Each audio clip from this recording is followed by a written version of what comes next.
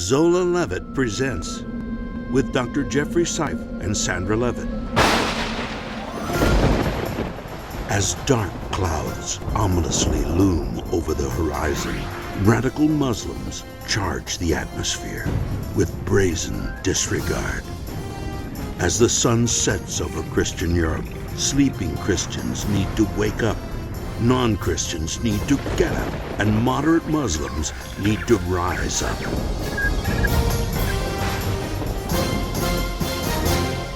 Bad Moon Rising.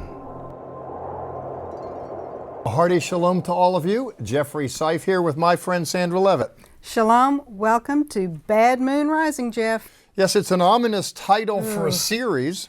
It is. I was drawn to develop the series for two reasons. The first being that I had concerns about Christian sheepishness in Europe and elsewhere against the backdrop of this radical Islamic strain that seems to be making more headway in the culture. Secondly, I wanted to go to Europe to film this series in part because of Jobst Bittner and his church in Tübingen, Germany. Sandra, I saw pictures and heard the story. Jobst pioneered a church, and he was given land at a rail yard where they used to ship Jews to the concentration camp. And what he wanted to do, he left the tracks there. I know. So everyone that goes into the building has to remember what happened to Jews in Germany.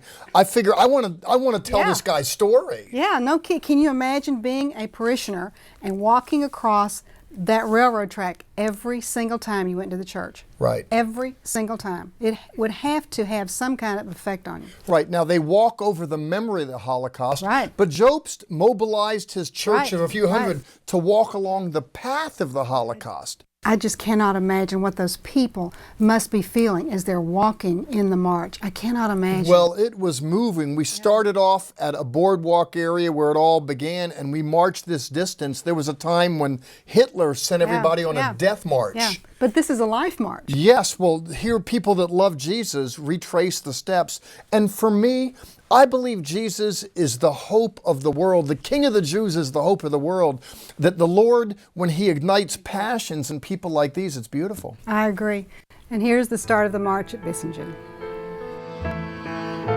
Here in Bissingen lies the beginning of the infamous Death March in 1945. As the Allied forces invaded Germany, Himmler ordered the Jews on a 14-day cross-country trek to Dachau to bring the end of the life of many. In those days, Jewish prisoners arrived at the train depot and were sent to a death camp. Back then, however, the death camp in Bissingen was rumored by survivors to be the most violent of all the camps in Europe. Christian men and women who love Jesus have prepared for months to retrace the 350-kilometer journey as they remember the Jews. I'm marching here on this march to ask Jesus for forgiveness, and I pray that this cover of silence will be taken away. Going on this march is for me like really a step against that covering up and being silent about what had happened. And we want to break the silence in our nation. That's what this march is about, to say, okay, we stand up in Germany. We will not let this happen again.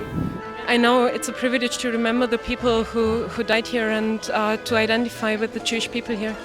In the name of Yeshua, because His blood was shed for all men, begin to pray for Israel and stand with Israel. If you hear the news, Iran is talking about against Jewish people, and so for this I want to fight for the Jewish people.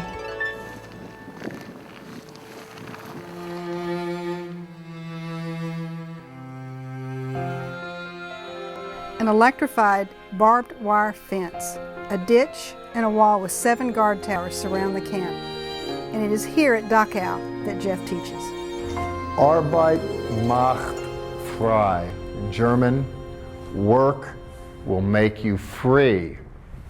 That slogan first came to my attention over the gates of Auschwitz and here at the front gate of Dachau, another concentration camp, another quite infamous one, likewise.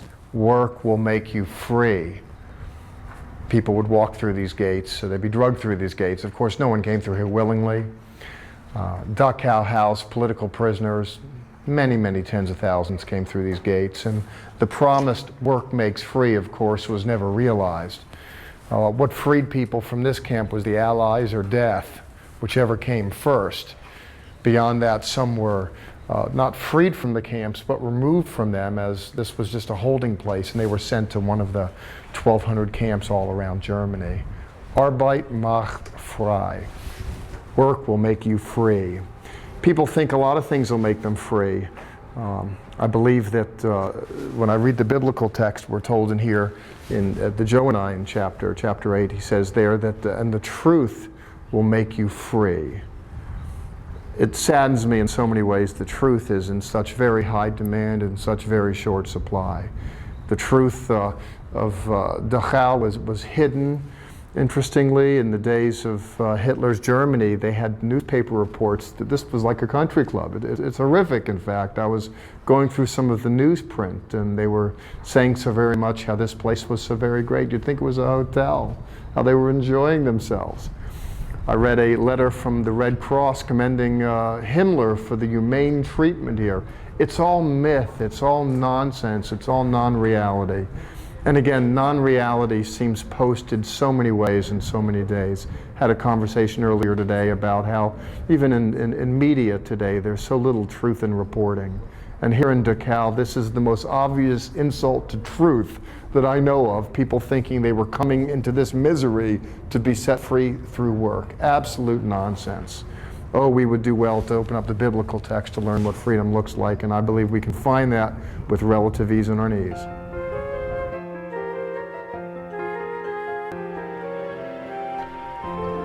Bad Moon Rising continues.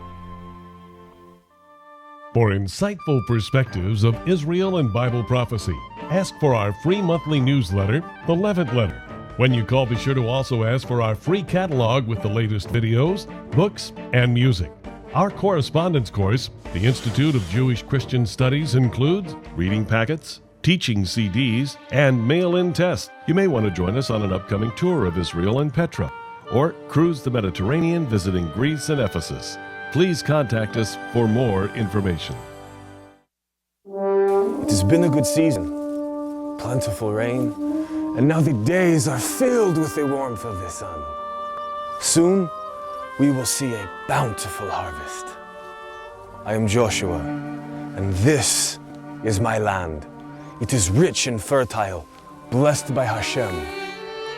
Many years ago, Abraham journeyed across the roads that encompass these very fields, and God promised him that one day his seed would inherit this very land. Come, see for yourself this miracle of life. Walk the land of Abraham, Isaac, and Jacob. Witness with me this magnificent land of promise.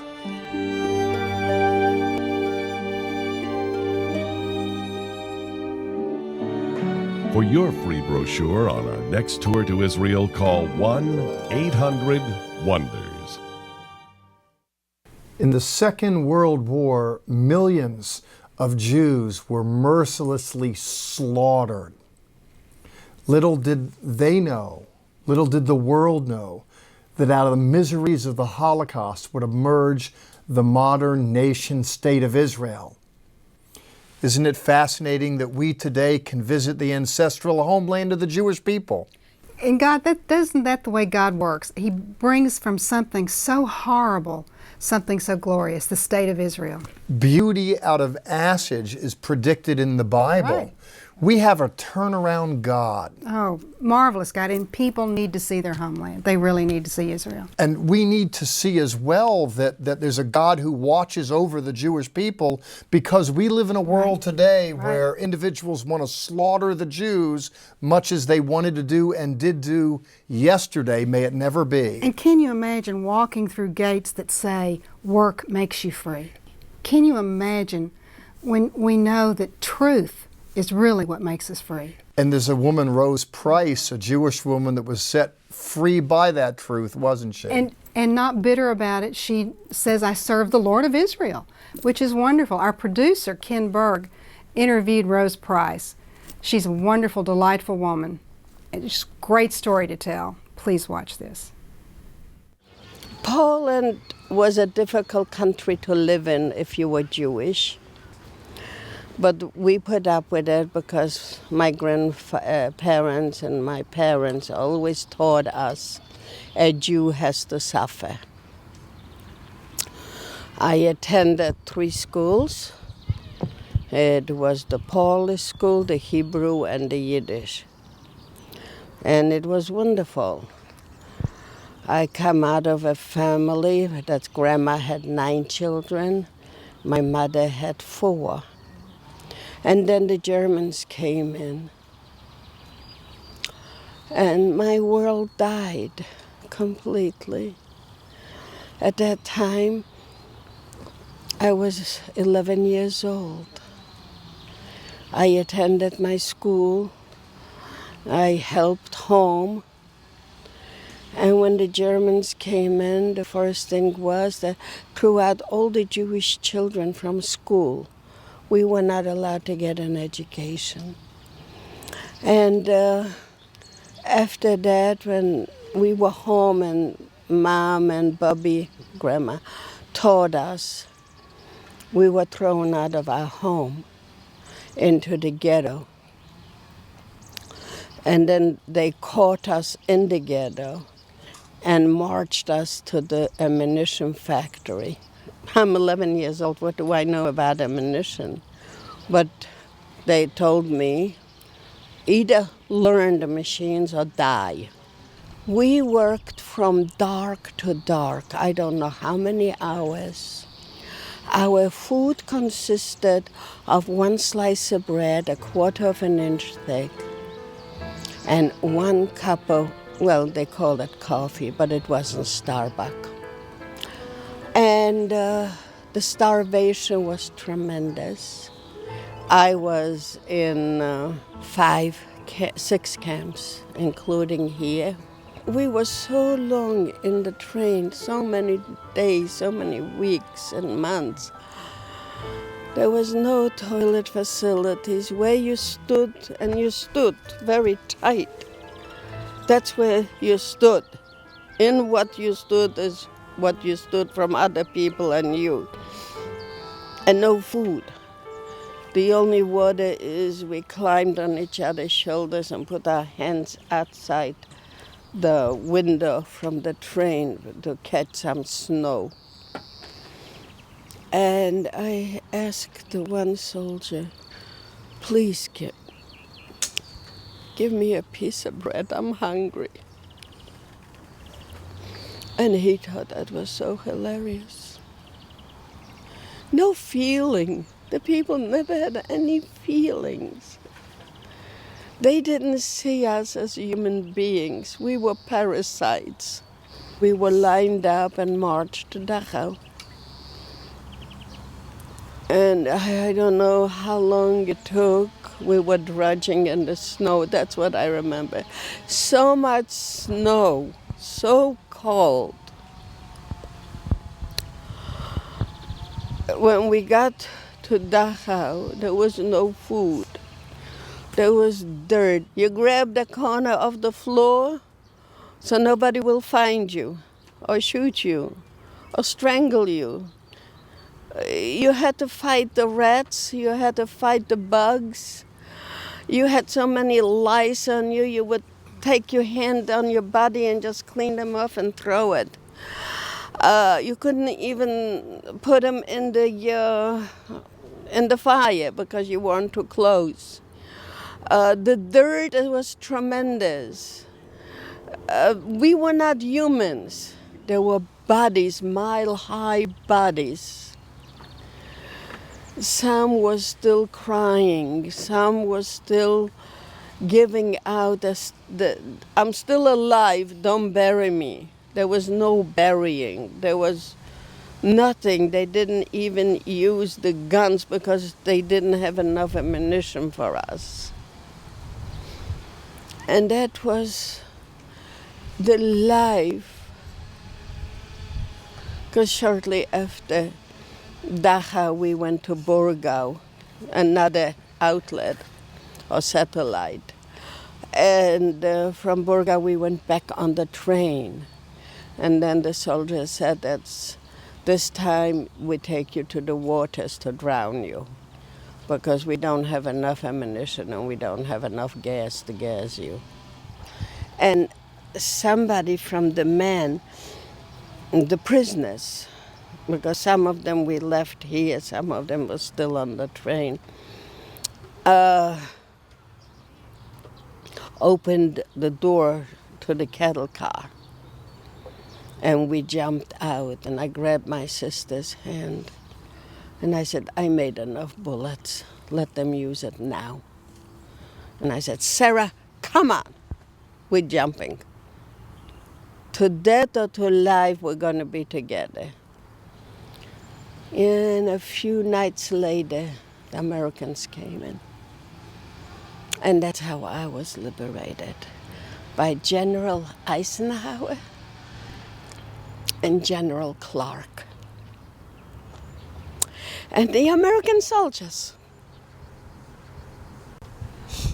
And I got out of this hell. And now I'm serving the God of Israel. Without him, I couldn't do it. I could never be here. So far, he made me go back to all 6 camps. When I walk into Dachau, that's my 6th camp. And I've been to all of them. He takes me one by one by one. That's the Lord.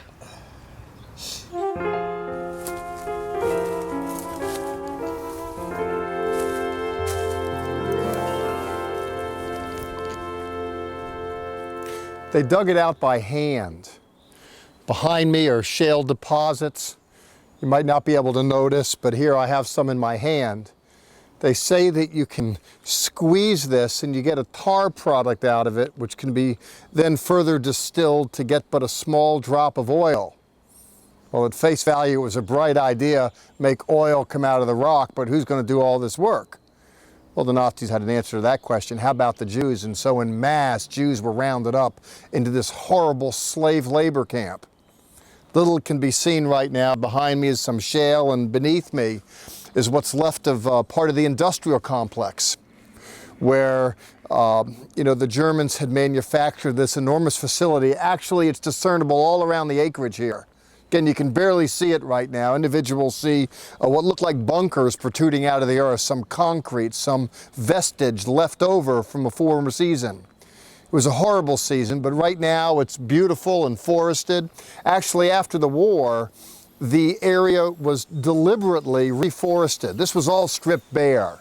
It was mined. It was nothing to look at. But now it's beautiful. You can hear the birds chirping in the trees behind me. And all of this beautiful forestation obscures the fact that this was a killing field. Well, actually, to call it a killing field can be a bit too nice. Death would have been kinder. Death can be over and done with quickly, but here, people lost their lives just in small increments, and miserable was the way they died. Here at this place, when we consider slave labor, I'm reminded of the fact that today there are still philosophical systems that reduce people to servitude.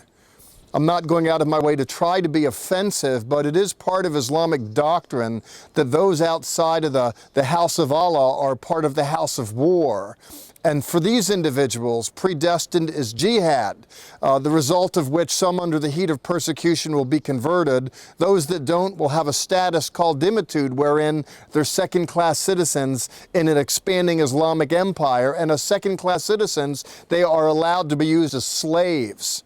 And there's a horrible history, by the way, of enslaving peoples as the movement grew and expanded. I said that to say this, that we live in a world today where the atrocities of a Nazi philosophy belong as a footnote in yesterday's history. But we live at a time today when the engines of servitude, of reducing people to a subhuman status as slave to do menial work in the interest of serving the interests of their monarch, that does exist today. And Jews, today as yesterday, are feeling the weight of all of that. Again, it's a beautiful day here in the forest, but this is today. Yesterday was not so beautiful. Let's do remember, please, to not forget the sins of the past, lest they be repeated due to our ignorance. The Lord loves the Jewish people. It's my understanding what the Lord loves, the devil hates. Let's provide a bulwark against that hatred and stand up for the truth of God's word, for his love of people in general, for his love for the Jewish people, and let's never again let people be reduced to such slavery and misery as happened here in this place some years ago.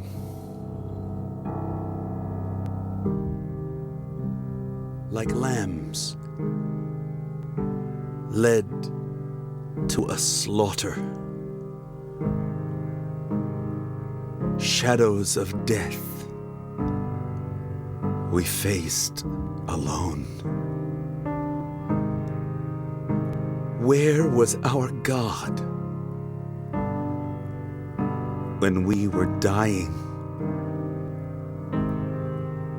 The awful silence from his heavenly throne. We wear the scars of being your chosen. We bear the shame on David's star. We are your people, battered, broken, hatred, murder, there we are.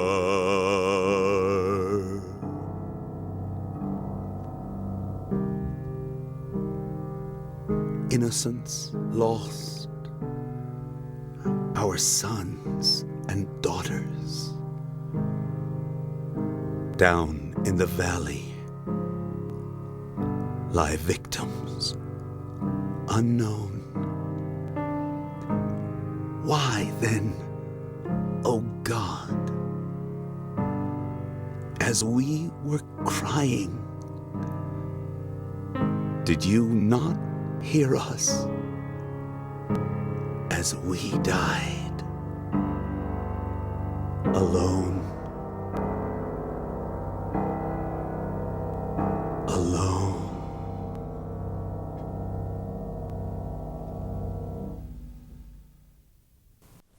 Sometimes it amazes me what humans are capable of doing. The cruelty that was imposed upon Jews and others in World War II is striking. The misery, the inhumane treatment. And not only is a study of the past in World War II troubling, when I look today at Islamic encroachment in Europe, and when I survey Islamic literature, I'm troubled as well, because when I look at the religious literature and the history of that particular religious persuasion, I discover that as Islam advanced, as it conquered peoples by the sword, women were taken and sold into slavery. Little boys were taken and made eunuchs and sold into slavery. Girls were made prostitutes. They had no problem going into homes and taking boys and conscripting them into Islamic armies, never mind stealing children from the arms of their parents and raising them as Muslims. To me, I see a religious system that dehumanizes humans. For instance, in Islamic literature, Jews and Christians are referred to as apes and pigs. For me, I'm concerned when I look at World War II, I'm troubled, but when I consider Islamic advancement and ambition today, Sandra, I'm troubled as well. And we should be, Jeff. It's not just about the Jews. It's about everybody else in the world. Islam wants to take over the world. That is their doctrine. That is what they preach. That is what they've done. 22 countries they've taken with the sword. Right. And when one looks at the history of what becomes of non-Muslims when they're absorbed into a Muslim world, it's not a happy picture at all. And it's not, but and I think that's what makes the Holocaust such a reminder. This can happen to us also. This is not a one-time deal. Evil raises its head all the time. Yes, it's striking, particularly. It is. There's one thing for it to raise with a secular ideology, but here it raises under a religious ideology. And we ought to be concerned. Those that just cast Islam as a religion of peace are living in absolute fantasy. These are individuals that refuse to look at the literature and refuse to look at the history. There's trouble here. Yeah, and speaking of history, I want to read from I Never Saw Another Butterfly. These are poems written by children of the Holocaust. They are imprisoned, they are work camps, but these children had no other outlet but to write what was in their hearts. This one is, I am a Jew, and it says, I am a Jew and will be a Jew forever. Even if I should die from hunger, never will I submit.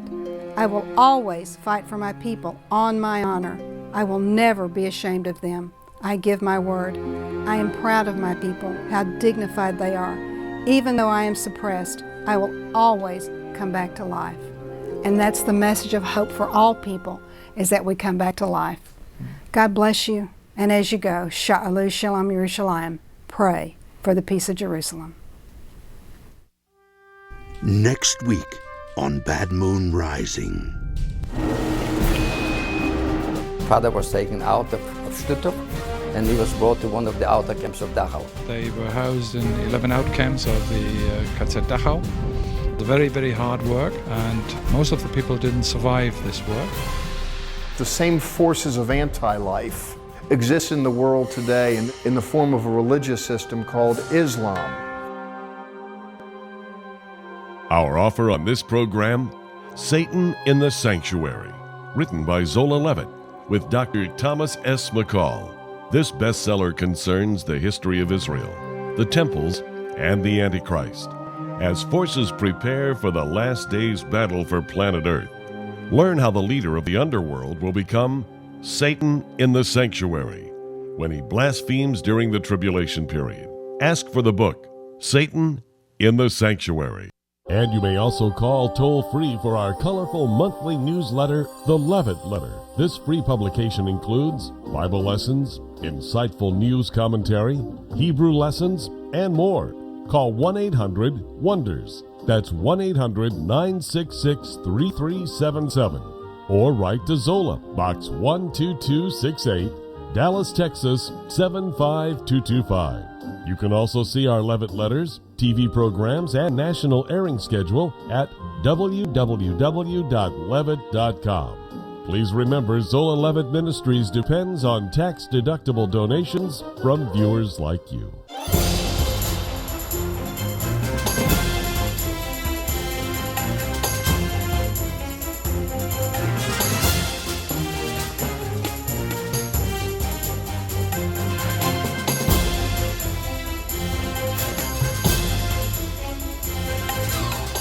This has been a paid program brought to you by Zola Levitt Ministries.